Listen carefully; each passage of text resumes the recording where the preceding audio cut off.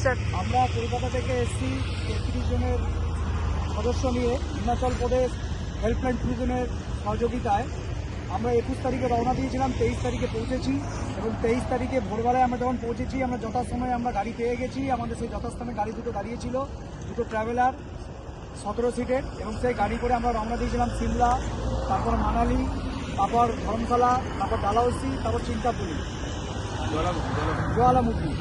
তো আমরা এই সময়কালে যতদিন ধরে যেই সব হোটেলে ছিলাম প্রত্যেকটা হোটেলই খুবই সুন্দর এবং এখানকার যেসব খাওয়া দাওয়া বাঙালি খাওয়া দাওয়া পেয়েছি আমরা, এবং খুবই সুন্দর খাওয়া দাওয়া, তো কোনো নেই, এবং হোটেলও খুবই ব্যবস্থা খুব সুন্দর। এবং এনাদের যে ম্যানেজার আমাদের সঙ্গে সারাক্ষণ ছিলেন দীনেশজি, সে সারাক্ষণ আমাদের সব রকম সহযোগিতা করেছেন, কোনো কিছুর অভাব হতে দেননি।